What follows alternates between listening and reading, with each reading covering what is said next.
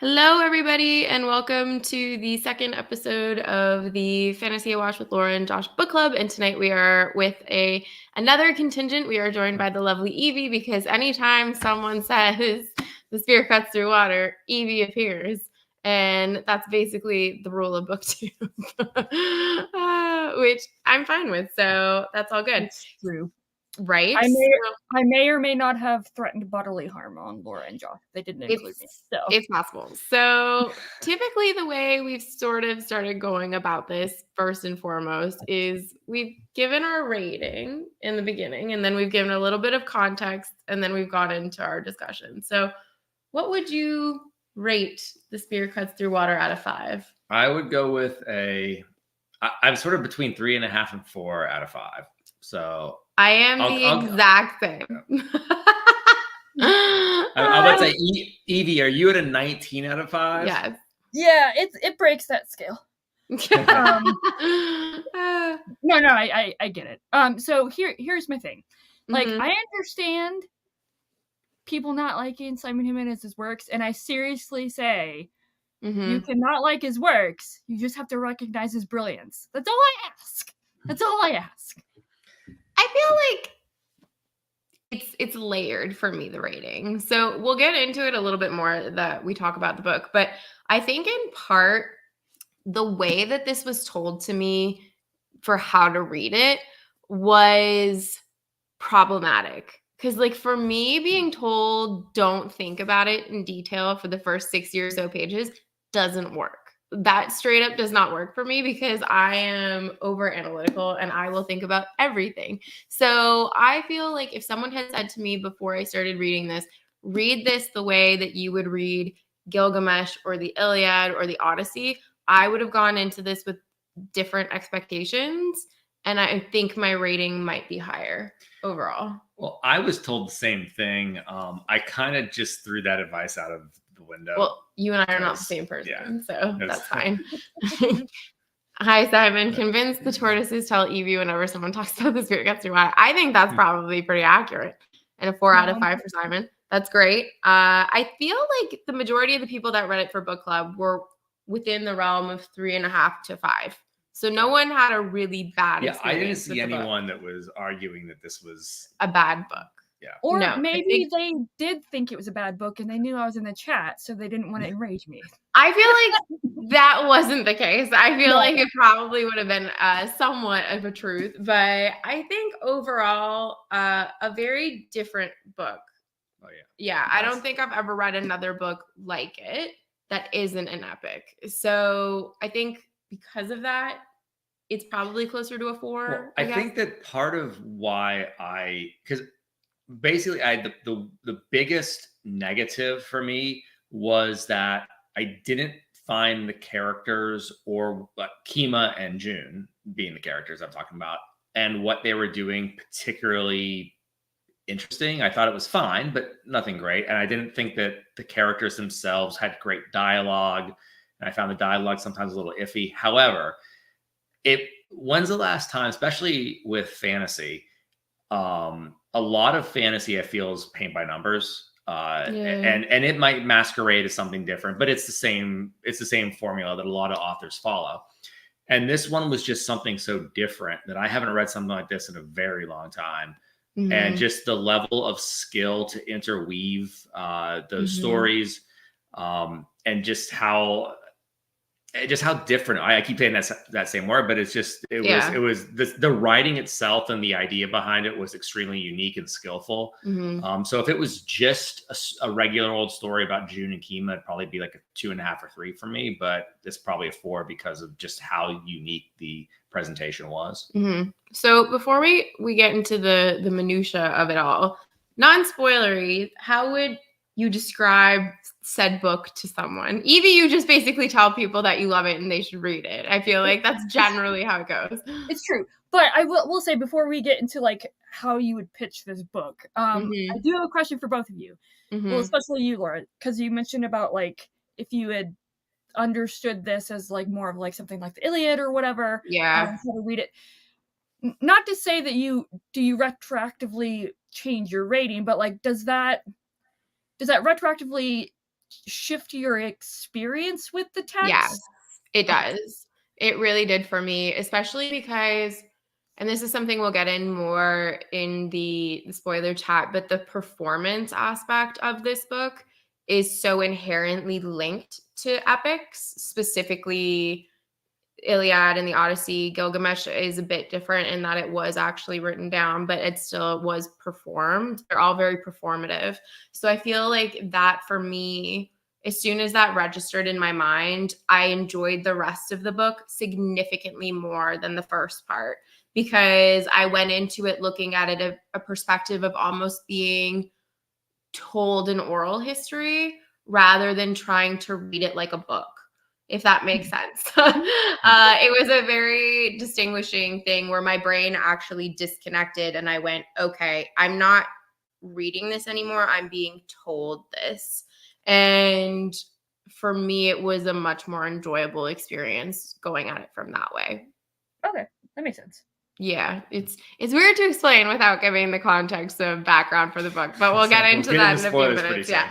So how would you pitch this book to somebody? Because the way I basically thought was Gilgamesh and the Odyssey plus LSD, they had a baby, and that's what I would classify as Spear Cuts Through Water.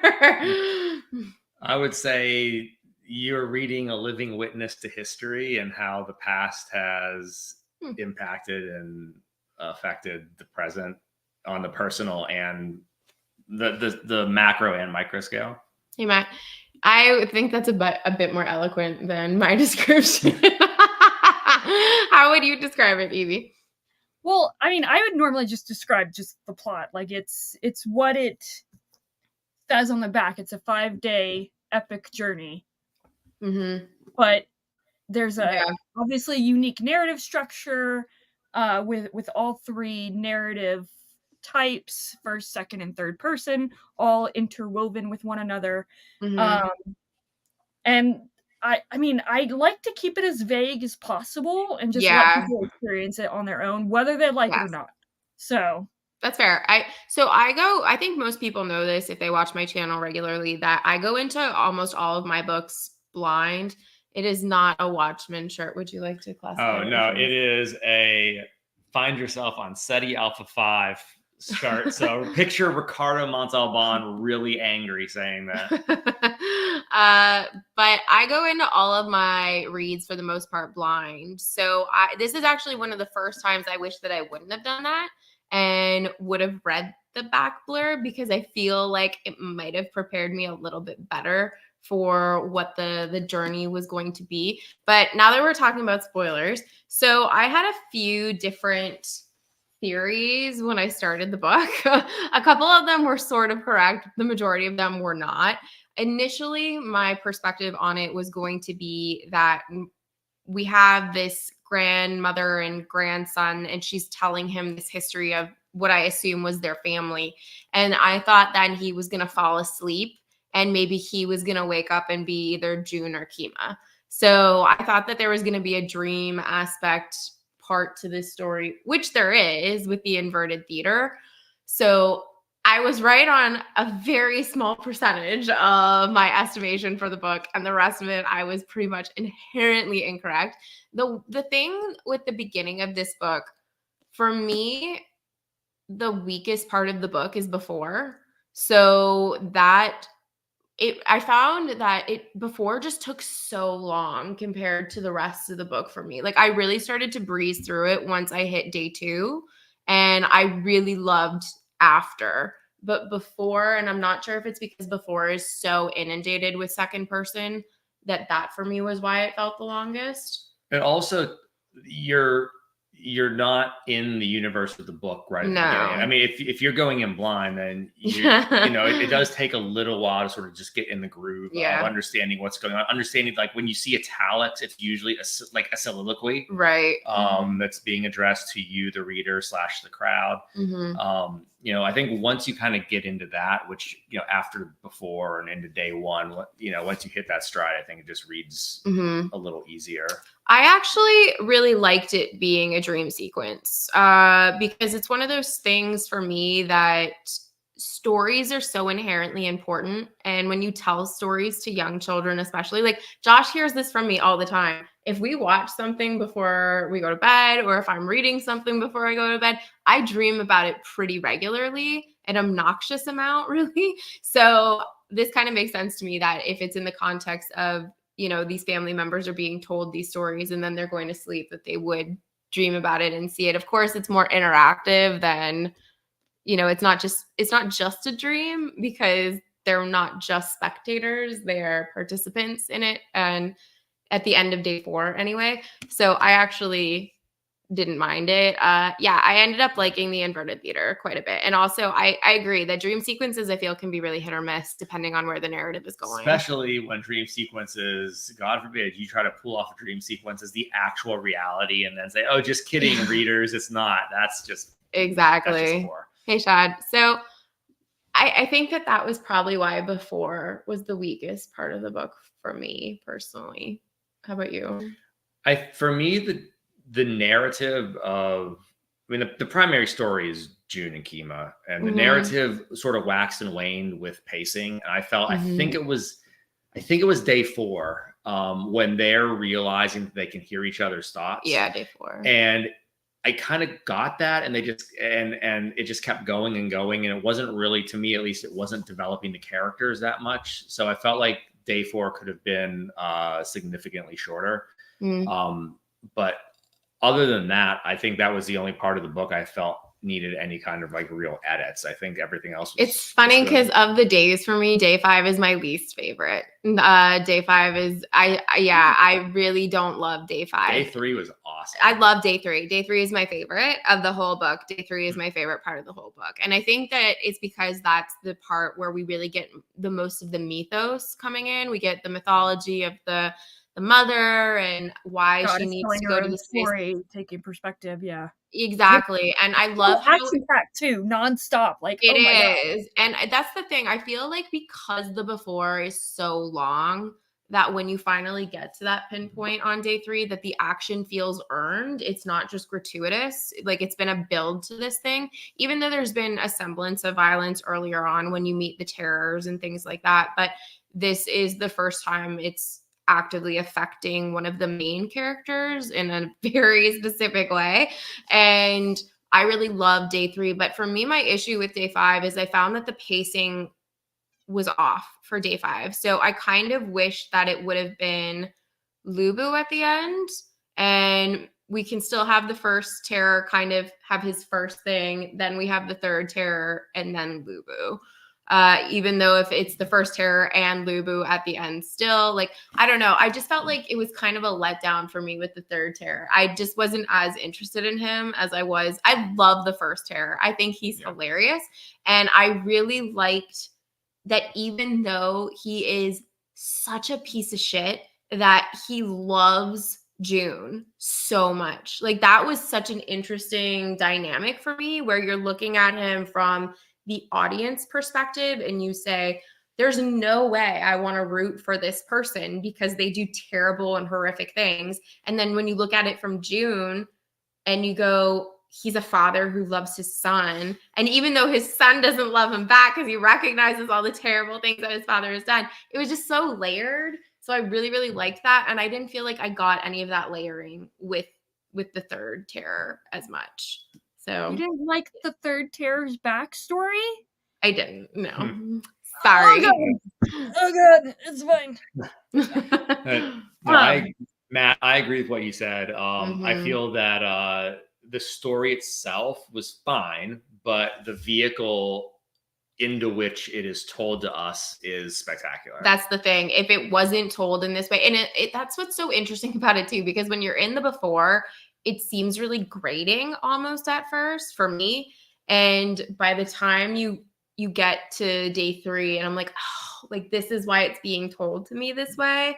And that's really where I had that mental shift of, I'm not reading this, I'm being told this. This is an oral retelling of an epic.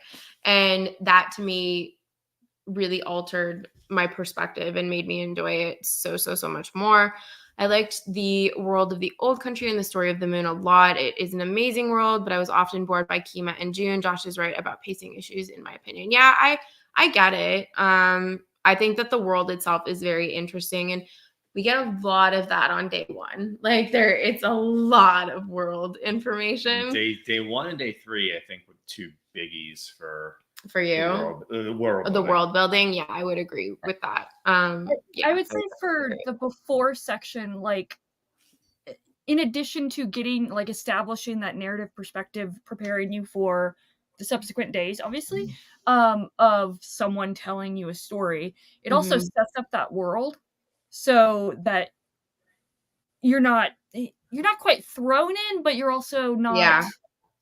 I don't know if that makes sense, but I appreciate it. He prepares you, but he doesn't hold your hand, though, yes, which I like. Exactly. Because sometimes when, again, with a lot of fantasy novels, they know that it's a new world, so they want to just introduce you very slowly, which sometimes is good, but sometimes it's nice just to be thrown in. And kind of flounder a little. I mean, this is the word for a spoon in this fantasy world. We understand it's a spoon. Yeah. So. Yeah. And that's the thing with this. I feel like there were certain moments where I kind of wish he would have guided me a little bit more, but for the most part, I liked that he didn't. And that kind of leans into that old epic feeling where you just have very strange things that you encounter and you just accept it at face value. Like this book, more than anything that I've ever read, is similar to Gilgamesh for me, in the sense that you have that brotherly masculine bond between Enkidu and Gilgamesh the same way that you do with June and Kima. Obviously in this one, it's a little bit more intimate than it is with Enkidu and Gilgamesh, but it is still that very codependent relationship, especially from Kima's perspective. I feel like very similar to how Gilgamesh viewed Enkidu in that regard.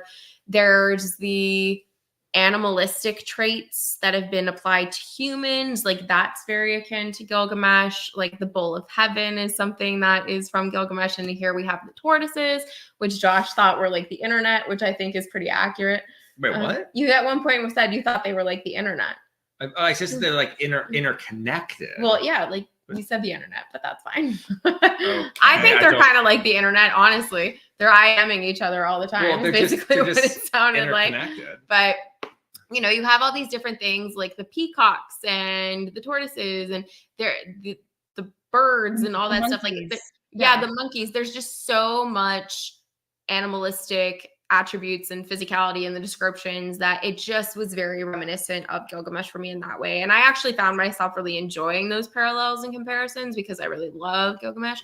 So I liked that part of it. And again, it kind of amplified that epicness of the story and otherworldliness, where it's just like no one's questioning that this is a tortoise, or June has this massive red peacock tattoo on his face and all that kind of stuff. So I really liked that part of it for me. Yeah, it was just all part of that world building. Yeah, definitely. Yes, I would eat that up in a heartbeat. Love Madeline Miller, love Gilgamesh so much. Can we talk about how the tortoises are the best thing ever? I like the apes too. The tortoises were so weird, but like really intriguing at the same time. I was hoping the apes were going to show back up at some point. I figured they probably weren't, but yeah, I like them. Between the two, though, I'm team tortoise personally, but I don't know. Best thing ever. Right. And the whole thing in the end about how they were kind of wandering aimlessly once they weren't interconnected anymore was really heartbreaking.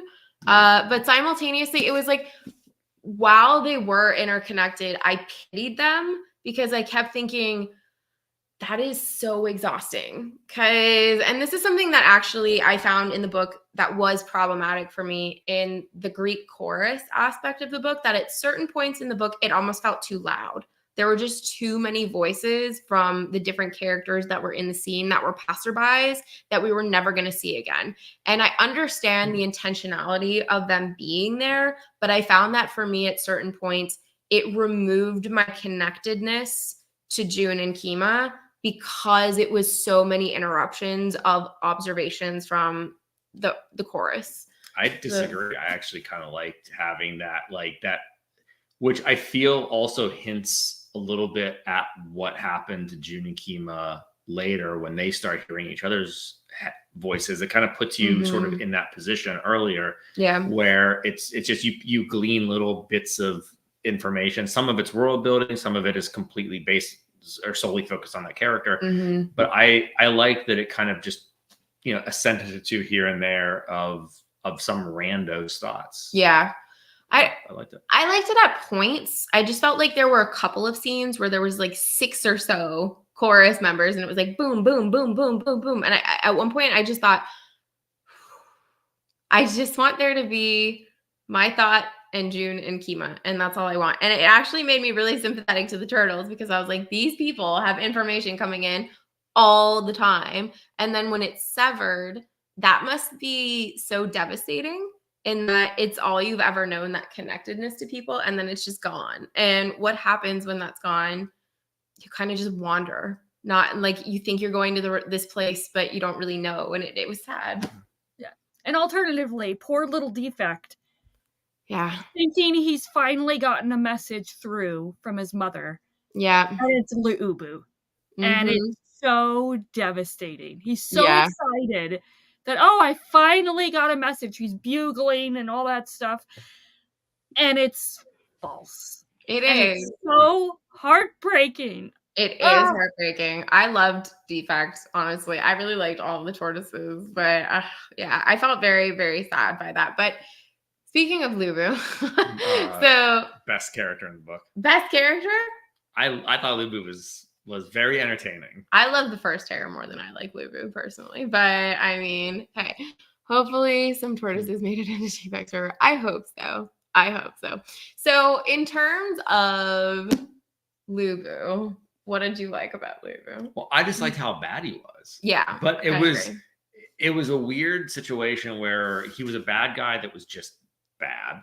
There wasn't really some shade of gray with him, but he was still an interesting character. He was. And Evie, you can kind of maybe flesh this out a little bit, because you've talked to Simon, but I thought it was so interesting with the terrors, in that, like Josh said, I mean, he's bad. He's a bad guy, and there's not really any positive aspect to him, but some of the things he said, when taken in a different context, could possibly be viewed as good. Like when he's talking to the first terror and he's saying, basically, you hoard your way around and you left all these children everywhere. I'm not going to do that. I'm going to be a present parent to my one and only child. Poor kid. And I mean, that's the thing. Simultaneously, you're thinking, good luck to that child. But at the same time, too, you can look at it from the perspective and go, what did the first terror do? Like he went around, he had all these basically one night stands with these women, spawned all these children, and then just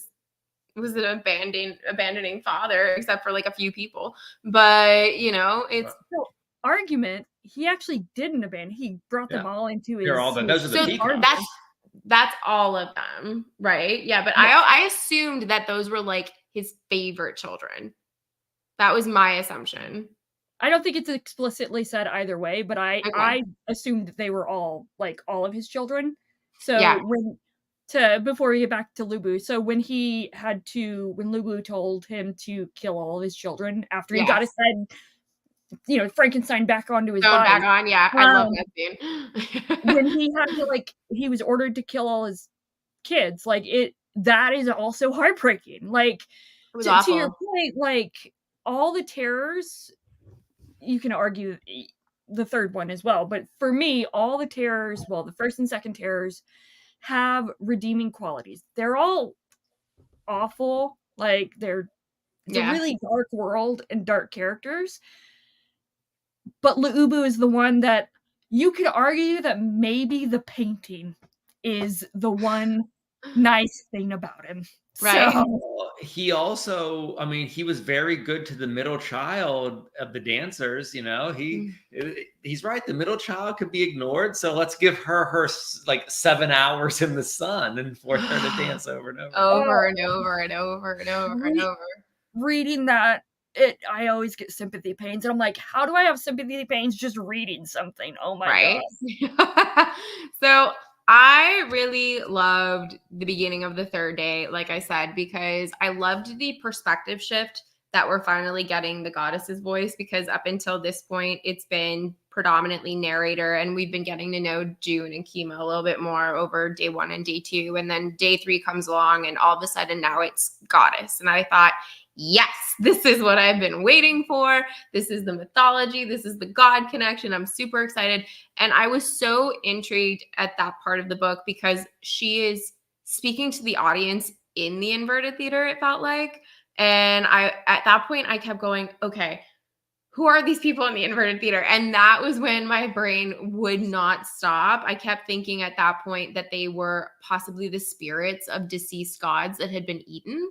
And was thinking maybe they're gods watching her and like trying to help her and looking out for her type thing. Obviously, it wasn't that, but I got really into the theorizing about the mythology, the lore, and what was going on with the inverted theater with the goddess. I thought it was I was thinking maybe it was all the emperors that she, like, her progeny and descendants and all, and like like their spirits were watching, and the kid, because his dad was like, there's a war going on, his dad went off to war, like maybe he was going to. I thought for a few pages at least, I thought that might be who she was sort of talking to. But so I had looked up on Goodreads when I finished reading to see what the general consensus was, what people had. And it seemed like the third day was probably the most controversial for people because it's where we get the most gore.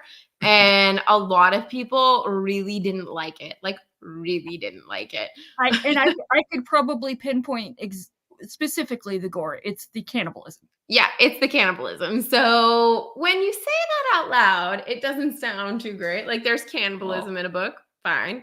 But I didn't find it that bad. I found it worse with with Lubu and the tortoise. I agree. Because he kept the tortoise alive. That for me was, I had a moment where I was like, that's not great. But with the mom, I was like, it's a bit different. It's not great, but it's not as bad as the tortoise.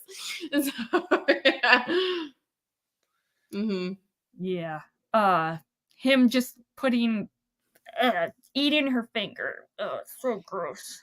With like a toothpick bone. So, yeah. But I mean, again, it sets you up for like June and Kima having to eat her body and take on her powers, essentially. Which was really strange for me. And I messaged you about this a little bit because I had kind of missed exactly where she specified to them in the book that she wanted them to do this. And because this is when the people were fighting at the gym and it overtook my audio. You're listening to it while swimming. I was. Like, you're gonna miss I listened to this book all the time. So I then went back and listened to it again, and I still kind of struggled with this in the greater context of like, I understand why she's asking them to do this because it's going to give them the strength and power to get her to, the water. It just felt kind of weird that it was within the same chapter of where we're going over how bad it is to do this to people. And then the chapter ends with her going, eat me. I think that's why. I know that's why, but it just felt very awkward for me. And I know that it's probably meant to feel awkward. And that was like one of the more uncomfortable aspects for me in the book where I was just like, analogous to consent, I guess. So. I guess. But I was like, I don't want anybody eating her or anybody ever again. Just leave it alone, like leave it alone. So that for me was the big thing. And I think, so what were your thoughts of day 1 and day 2 in general? I thought that I enjoyed the scene at the gate. Araya was the character. So it was her second in command. Yeah. And the first tear was fun. I loved him. And it was interesting to sort of get to, I thought there were times I thought the dialogue sort of throughout, but I feel like day 2 especially, I did have a little bit of hesitance with some of the dialogue because it took me out of, when June and Kima would sound one way, then it would sort of sound like a different character at times. But overall, I thought that they were fine for building the story. I felt day 2 maybe could have been sped up a bit, but not a big deal. But no, day 3 was great. To go back to before, were you surprised that the Emperor was killed? Like, he was introduced and then all of a sudden, boom, he was killed? So no, that's pretty normal in an epic. And I was starting to get that vibe by that point. And I was like, I feel also because people had kind of told me that the gods play a significant role in this book. So I figured, I was like, something is going to happen that is probably a bit more dramatic. The second his men were going to kill June, we spent too much time setting June up to kill June in order to kill him there. So something's going to happen that saves them. And then the Emperor found out. That's why you don't just close a door and put someone down there for 6 months if you want to keep someone contained. Yeah. And so this was actually something that Josh and I talked about a little bit because we didn't talk too much about the book. Like we give each other kind of little quick check-ins as to where we are with the book, but then we save it for this. So with, I completely lost my train of thought. What were we saying? The Emperor keeping his mom imprisoned. Oh, yeah. So with the influence of the goddess with June, that was something that we were kind of questioning. Was it a more direct influence from her? Because at this point, we didn't know because we hadn't moved beyond that point in the book. It was, is she manipulating him because he's easy to manipulate? Or is it that June realizes how depraved this whole thing has been and kind of comes to that decision on his own? So it was interesting to kind of hear it from her perspective later of how she convinced June to do this and how she didn't really care for June in the beginning. But as time goes on and she goes into her bear form and wants to save him, that she actually has formed a relationship with him. I thought that was kind of interesting just to hear the difference in which she talked about her relationship with her sons and then how she talked about her relationship with June. I thought was interesting. Well, I think Simon nailed on the head in the sense that she's a bad guy. Yeah, she is a bad guy. That's like everything about her has to be through that lens. I mean, again, she has she could have some redeeming qualities or something like that, but she's up there with her sons for because that was the thing. I was hoping earlier in the book that it wasn't a convincing him thing and an influencing him beyond his will. I was hoping it was June recognizing what was happening in this situation and him of his own volition making that choice. Obviously, it wasn't that, but I can see why he went that way. But yeah, she is not a good June person. Did come out of his time at the Wolf Door with a more nuanced and objective view of what he had done, hence returning to that one household, both in day 2 or 3 and then at the end. But yeah, so whatever it was, his time, maybe he was just spending the time in solitude down there or what, but he came out of that, and maybe it was her influence too, came out of that with a different view on what he does and what his family has implemented. I really did like that transformation for June because I think between the two characters, between June and Kima, June is definitely the one that has more of a transformative journey. Kima, I feel like, although his backstory is sad, there isn't as much growth. I feel like for him, the growth really happens at the very end of the book where it's more accepting fully of sexuality and like how he can act on that, and that's a big thing for him. Whereas June, I feel like it's this all-encompassing transforming identity person, what they value and how they're going to present that in the world in an honorable way. But Kima had that scene where he tells June that, everything I tell people about myself is just a lie. It's a lie, yeah. Which I thought was probably the best character moment in that book. I did like that scene quite a bit. Yeah, that's true. It was a good scene. And also, like, when you look at it from an outsider lens, I really liked that in the context of, like, because a lot of the book is discussing how things fade and change over time, right? That's the concept of the whole thing.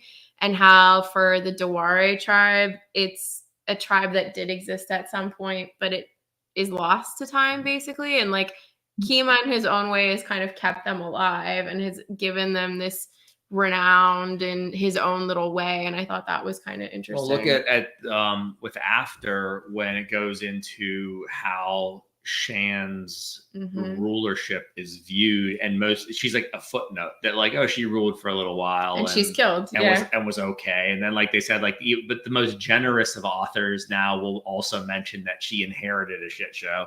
But yeah, even something like that, this character that you come to start liking right at the end, ends up just being some historical footnote and not getting her due.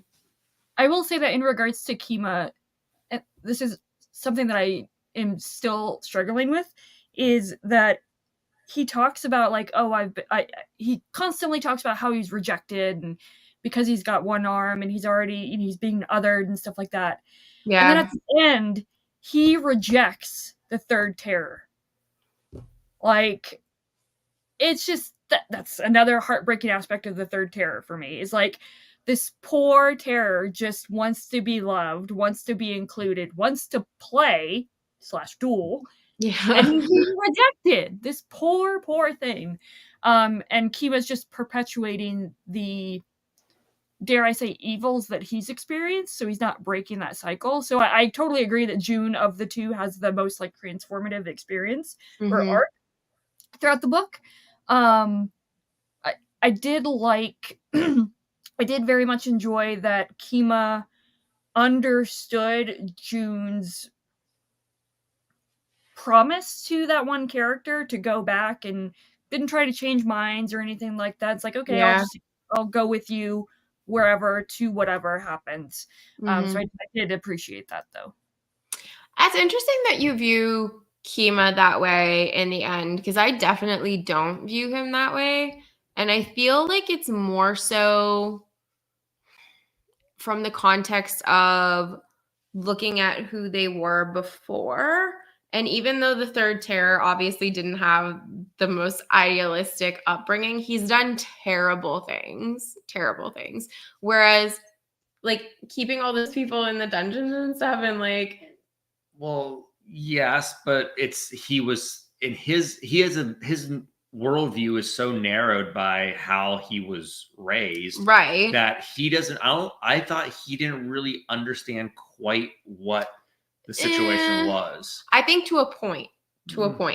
But regardless of that, I think Kima views this as he knows this is what he has to do, especially based on the fact that I think part of it too is that he's imbued with the will of the goddess, because her intention is to destroy her children. Like she flat out says she's going to kill all of her children. So I think once they took that on, part of that becomes Kima and June's identity until that is fulfilled. So I think even though Kima could in some ways be a sympathetic character, which I think he was to the third terror with offering the duel, and like from Kima's perspective, I think you do feel a semblance of sympathy for the character and that like he seems very childlike and doesn't quite understand what's going on. He understands though what he has to do. So I don't feel like there is an opportunity for Kima to extend that kindness to him, if that makes sense. Yeah, I guess that makes sense. I have read it too. It's just there's like a monster looking thing right in front of him, and he sort of just shied away from it. Yeah. He's human. Can be natural. Yeah. Yeah. I did like how Kima would explain the lack of his arm to people. And, it's like how it would happen to anybody, which I thought was pretty good. But so for me, the other highlight other than day 3 was day 4, which was interesting because when I first read day 4, I was like, what is happening here? Why are we having an intermission? This seems like a very odd time to have an intermission. I need to know what's happening. And the course of that chapter for me was really fascinating in the sense that you kind of see the transformation of human to immortal. and the physical change of what June and Kima are going with. And I agree with Josh in the sense that the connectedness between June and Kima felt a little repetitive later on. What was more interesting to me and crippling was when they could hear all the other people, and it was just so loud. And I kept thinking, like, how would I handle this? And I wouldn't. I would just crawl up into a ball and cry. You would turn into a tortoise. I would turn into a tortoise and then wander aimlessly to some beach and hope that everyone else is going to be there too. But I really loved how that was explored and how they changed and how the world around them changed and their perspective of everything. And then seeing the absence of that in the after. Like, I thought that was really interesting, where you get to see the symbiotic relationship that June and Kima have because of circumstance in day 4, and then in the after you get to see the symbiotic relationship that June and Kima have because of choice. And I really liked seeing the comparison and difference between day 4 and after. Yeah. No, that's a great point. I always focused on more of the the violence aspect of it, where June and Kima are literally fighting each other, and then there's in day 4 they're in the cave and Kima's like, is it Kima or June? One of them just wants to connect literally and physically and emotionally with the other, so just takes a wild swing. It's like, what are you doing? Like, what's happening? And then at the end, they are able to not satisfy, but fulfill that connection physically with each other, not through violence, but through intimacy, physical intimacy.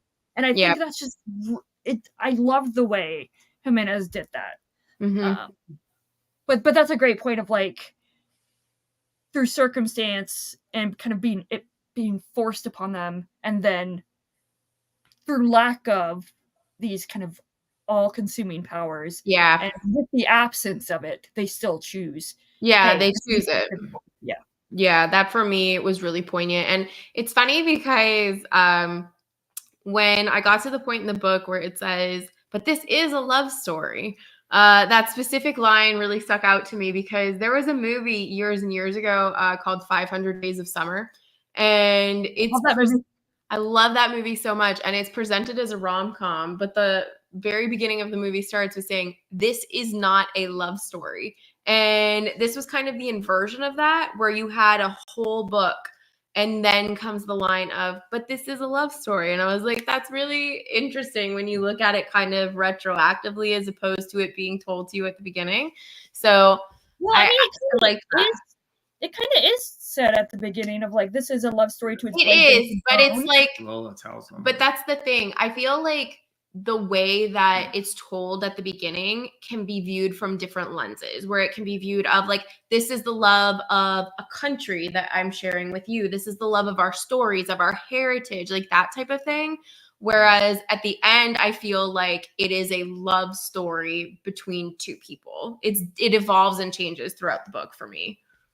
Yeah, I think the way it's portrayed with Lola telling the story, and then there's the implication that you, as the character, have heard the similar story in other times from your father, and he's like, no, this is about, like, brotherhood and violence and war. Like, that's also in there as well. And to your point, it kind of brings it back to, nope, this is the love story that Lola is telling you. Yeah. And, like, it's almost as if you as the character, have this choice on how you interpret the story and what you focus on. And again, the whole violence and intimacy and stuff like that, that's all, like, interwoven there. Yeah. Rodman said a little while ago, she mind beat June near to death, or so it seemed later in the book, and I'm curious as to why Jimenez added that scene. Oh, when yeah, when he's just hearing the voices like over and over again, and he almost like loses it. I think I know what scene you're talking about. I'm wondering if this is in context of the goddess, though. I think this is the goddess. Yeah. And with June, and wasn't it right around when Lubu and the first hair were about to fight? Yeah. Simon says, I hated that the after added a weird sort of spicy scene. I thought the holding each other when death was coming was far more romantic and emotional. It felt cheapened to me. I actually love the end scene. I agree with Simon. I felt like the scene itself wasn't. I felt that if it was earlier or if it was at the end of day 5 or something, I just felt that the narrative at the end, especially after we had gone through the litany of the generations and followed the spear through the history, it did sort of pacing wise. Again, I felt that there were certain things that would come up throughout the book that would throw the pacing off a little, and I felt that was one of my. It was just out of place there. I felt like it could have just been a little earlier. I disagree. And my disagreeing in this is because I feel like when death is coming at you, it's one of those big gesture type moments where you're like, well, I'm just going to do it because like death is coming type thing. Whereas in the final scene where they come together, I feel like at that point, there's no external risk factor. It's a choice. Like it is a deliberate, intentional choice. Whereas in this scene, it just is like a last action thing. Like it doesn't hold as much sentimental value to me as someone saying, we survived this thing. We could go separate ways now and it not mean anything, or we can intentionally be together. And they do intentionally choose each other. And I think that for me holds more meaning. Yeah, I mean, I agree. I mean, I get what you're saying. I agree with you. I just think that just if you're looking at physically the book and you sort of have a paragraph about, this like Shan, and the paragraph the spear goes to the next generation. And then you have like 2 pages of this. It just felt crowbarred in. I don't feel that way. We could go into a whole conversation about authorial intent, death of the author, what have you. But I will just say that Jimenez was very intentional with ending the book with that scene. So yeah, that's how I read it. Whether you enjoy it or not, he intended to end it that way. So Rodman says yes, the goddess, and I think it was at the gathering. And the last scene in the book didn't seem spicy to me, but showed a culmination of June and Kima's coming together in both emotional and physical realms. I agree with this. I can get what you're saying, though, in terms of like we get this prolonged history and we kind of get the trajectory of the spear and where it ended up and how it ended up in that way. And then it kind of jumps back to June and Kima. But but it's not the jump back that it's like, and then we have this very abrupt. Shan is talking with Kima, and Kima sets off after June. Yeah. And we know where June is going. And see, to me, that was the climax of the book when June, who wanted to atone for his lack of mercy for all the things he had done with his daddy, then is shown that mercy in the end. I felt that was sort of the book coming full circle, or at least his story, which I thought was the most interesting story, coming full circle.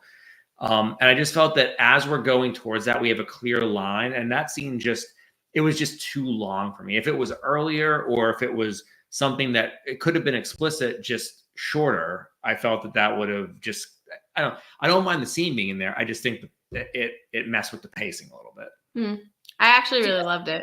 So I didn't think of this honestly until now, but do you think it's narratively, it's no pun intended, a bookend of the before part where you have this long lead up to the action and then you kind of similar mirrored type situation at the end after? Do you think that could be it, and maybe why it didn't work? Because not to say it didn't work, but like the similar challenges it sounds like that you have with are the same for before and after, so it would make sense. Like, yeah, I mean, it would work, yeah, it's kind of hard. I mean, it's because it's a very just personal opinion. It's not like there's something I'm saying this is structurally incorrect. I did feel that this is one of the moments, and the end I thought the after was really good, including this. I thought it was very good. But I just think there are moments throughout the book where, for me, the pacing just sort of went off the rails a little bit, whether it was for a paragraph or a page or multiple pages. And I felt that this was the last, like we were coming in for a very nice landing and we hit a little bit of turbulence right at the end before, sticking the landing. So I just felt that it was just a pacing thing for me. I just felt that it interrupted the pacing a little bit. I really liked it, actually. And I think for me, it felt like it slowed down, because it's one of those things where when you're getting the history component, I feel like it's fast paced, because it's saying, this is what your father did and your uncles and your grandfather and their generation and your generation. And it kind of keeps going back and forth and like giving you all the scenarios of what's happened and like how the story is coming to. And that feels very montagey, but in a fast way. Well, it's also, the characters aren't present with those past stories. Exactly. But the characters in this are present. But then for me, it does this tonal shift where it goes from being fast to slow, where it's like these two people are taking time to like actually slow down and touch each other. And for me, I was like, oh, this is for me, I liked it so much. I think because the pacing changed and it went to this like slow, intimate thing where it's people exploring each other for the first time, as opposed to it kind of being just like a methodical thing that happens quickly and is routine. It just felt very intentional and very deliberate. And I liked how it felt slower paced. Like that for me, I actually really enjoyed. For the ending of the story, I was like, I like that this is how it chooses to go out. What's the phrasing that's used? Like the thread has been knotted. Like it uses that terminology throughout. And then to your point, Laura, I feel like that last scene is, and I don't recall if it's explicitly said during that scene, but that scene is June and Kima's, like, the knotting of their thread. Right. Yeah. So I really like, but I get the challenges. For sure. Like I can see why it wouldn't work for everybody, because I agree there definitely is a pacing shift. But for me, I think I liked it because I do like romance in my books, it seems. This is now what I've learned about myself, that I wanted there to be that moment between June and Kima. And when we finally got it, I wanted it to feel very intentional, very chosen, and for it not to feel rushed, because it took the whole book to get there. So by it being slow, I felt like it was explored in the way that I wanted it to be. So I really liked it for that reasoning. And it also was one of those things that it didn't feel gratuitous, which I appreciated. I really did like the way the scene was executed and the way it was written. It also does, I guess, in thinking about this, we're talking about it, the fact that it happens after Kima chooses to go after him. It's, that I think adds a little layer. It's an extra layer that's added to his choice. I think Kima doesn't really understand how to live a life without something he's chasing after. But I do think that would have, the choice would have read a little differently had they already been together as opposed to after. I agree with that.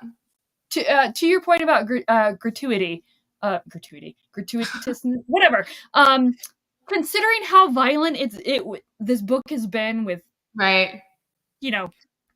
cannibalism, like, really, can you call, even if it was gratuitous, can you really say it's gratuitous when you've got cannibalism to compare? Not really, no. I mean, and also when the first scene of violence, when the heads. Well, I was gonna say when she just evaporated a dozen guys. Missed. Yes. And there's like little bits, and they talk about having to clean up little bits of like bone and stuff and trying to piece it together. And brain on the wall. And... Yeah, so I definitely love that. I love Kima choosing to go after June. That was romantic. I agree. And I mean, that's the thing. I feel like it's interesting to watch the evolution of the relationship in the book, just because it's very layered in the book, that there is the overarching theme of the epic journey, the hero's journey, and then simultaneously along with that, there is the relationship and how that evolves. And it's interesting too, because I feel like we seldom get a same-sex relationship in these types of contexts and hero's journey and hero stories and stuff. So I did like seeing that too. And that added, it added to the differentness of the narrative in the book. And I liked that it was something that we just don't see all that often. How many books out there are fantasy books that have a 16-year-old boy in a small town, and then we get the princess, in the castle, and they end up together? It's like that's surprise. That paint by numbers fantasy, that epic fantasy. So it's nice to get something that's a little different. Yeah, I liked it quite a bit. So yeah, all in all, I feel like Spear was, I don't know what I was expecting Spear to be because everyone told me to not expect it to be anything. So there was that. But I feel like, oddly enough, the book has aged better with me in the few days since I finished it. Like, I've looked back on it and thought, okay, this is, I thought they were just really good friends. Exactly. They do things socially together. Exactly. It's like, if you read the Iliad with Patroclus and Achilles, like, just really good friends. So really good friends, so that they were buried next to each other, but they were best friends. And that's it. So I honestly, like, it's one of these books that I feel will stick with me. Yes, they're roommates, lifelong roommates.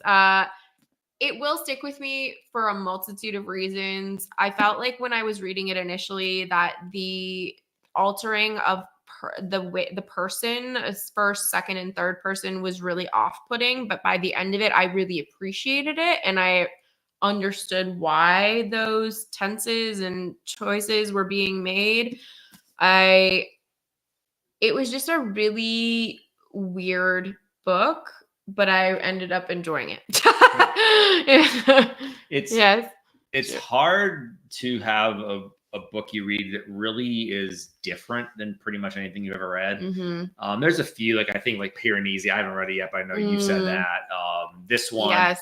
And so just the Jimenez's skill in creating something that is told in such a different way than other things I've read for the most part. My whole life is definitely gets some kudos for that. Yeah, for sure. Like, I'm really happy I've read it. I don't know if I will ever reread it type thing. Yeah, to me, this book, there's a movie, I think it's one of the greatest movies ever made. It's called City of God, or I don't know what it is in Portuguese, but it takes place in Brazil. It's a Brazilian-made movie, and it's about the violence and stuff in the favelas.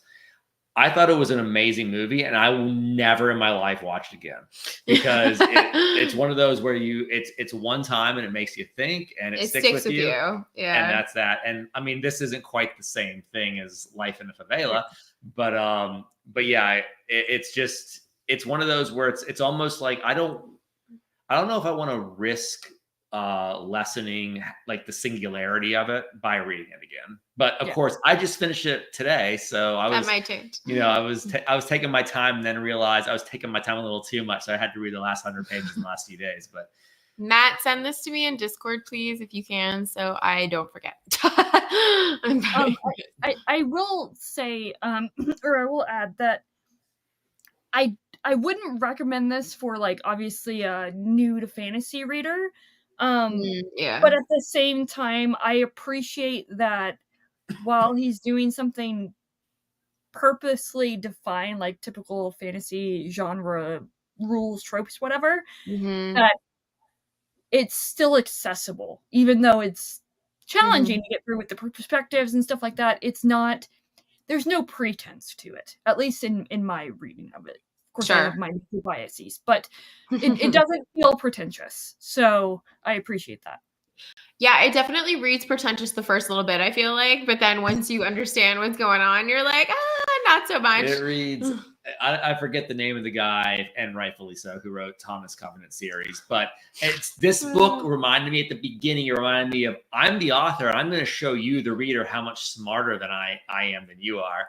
But then as I read it, I was like, that is not what he's doing. No. Unlike the guy who wrote Thomas Covenant. I will say, even though it's a little taboo to mention Neil Gaiman these days, the beginning of this book was really reminiscent for me of Ocean at the End of the Lane, in that it's very mysterious, atmospheric, and you're wondering if what you're reading is actually happening. And that for me was a lot of the beginning with what was going on in the inverted theater. I kept thinking, is this a real place? Is this a metaphor of a place? Is it going to be a dream sphere? Is it going to be like a prophetic thing? I don't really know. So that was my initial gut reaction of what this is akin to. But of course, like I said, as I kept reading, it definitely felt more like a Gilgamesh type thing for me. So all in all, it was a good pick. Yeah. It was an interesting experience. Y'all didn't hate it, so I'm happy. I teased about the 3.5, 4-star, but I'm glad you guys didn't hate it. I think honestly, after our conversation, I'm pretty solidly at 4. Yeah, I think that will be, and it's rare that you and I land at the same spot. It's been two months in a row of doing this. I know, which is very weird because we never ever agree. Yes, Stephen Donaldson who wrote Thomas Covenant. So speaking of books, our book for next month, which Patreons voted on, is Grace of Kings by Ken Liu, which neither one of us have read anything by Ken Liu before. So this is going to be exciting. This has been on both of our TBR lists for a good year and a half. Yeah, so. I bought this like 2 years ago. So it's been sitting waiting to be read. Do you want to have expectations set for you a little bit for that one? Or do you want to go in blind again? What would you like? You know what? Blind for me. Okay. You can message me, Evie. So I will, I've been told that this one kind of serves as a prequel to the rest of the series and can be read in, like, not independent of the rest of the series, but it stands well on its own. Yes. Yeah. I'm hoping that this will be the case. Honestly, based on what everyone has told me, and a lot of people who now know my reading taste have said that they think I will like this. So I'm hopeful. I am also hoping that Josh will enjoy it too, because we've gone up since Malice. I feel like we definitely trajected upwards this month, and I'm hoping that it just continues to either stay at like a 4 or go up, because that would be nice. But yes, let's go. It's so good. I'm really excited, honestly, just because, like I said, it's been on the list for quite some time. So I'm curious to jump in. And I haven't read much fantasy that is Eastern inspired. So curious to see how this will read, if it's different. And I've been told that he does weird and cool stuff with dragons. So I am intrigued. Spoilers. I didn't know dragons were in there. You did know, because I have mentioned it before. Book ruined. I've mentioned it many times. So I don't think that's too much of a spoiler. But Evie apparently. I'll message you, Laura, because I don't want to. That's fine. I don't want you to have unrealistic expectations. Okay, that's fine. So this is going to be our book for next month. I haven't created the event yet, but I am going to create it probably tonight. If you would like to participate in our read along and join our Discord, please feel free to join our Patreon. It's the best way to help support the channel and help, be actively involved in the discussions that are happening day to day. We have a really good group of people in there that are fun and happy to hang out with you. Evie is one of those people, and we are always delighted to have you here around to chat with. Any final words on Spear, or any upcoming words on this? I'm glad that I read Spear, and I'm looking forward to Grace of Kings. Yes. Right? Jake, we're ending now. But this is what our focus for next month, Jake. It's Grace of Kings. So we both ended on a 4 out of 5 for Spirit Guides Through Water. And Evie maintains a 19 out of 5. Evie maintains 19 out of 5. Yes. I mean, to be fair, Jake lives 3 hours behind us, so he does have a little bit of an excuse, just a little. But yes, Dandelion Dynasty is next. So as I was saying, though, thank you all so much for coming and hanging out with us. If you read Spear, we hope that you really enjoyed it, and we hope that you will join us for Grace of Kings. Like I said, if you want to come hang out, help support the channel, Patreon information, all that fun stuff is in the box down below. Evie, tell people where they can find you on the internet and all that fun stuff. Any Stephen, oh my God, I almost said Stephen Donaldson. Any Simon Jimenez chat So you can find me there. She was on the Evisa channel. I post only regularly every 6 months, and then sporadically when Simon Jimenez comes up, and or Winter Night Trilogy, and or Robin Hobbs. So yeah, but I mean, you're active in Discord and all that fun stuff too. Yeah, you can find Evie there. Thanks, Matt. I'm glad you were able to come hang out with us. Hope everybody has a wonderful ending of their weekend and enjoys the rest of their Sunday. And Godspeed for Monday, because that's always how we feel at the beginning of the week. So thank you, guys. We will see you in a month for Grace of Kings. Yay. Bye, all. Smile and wave.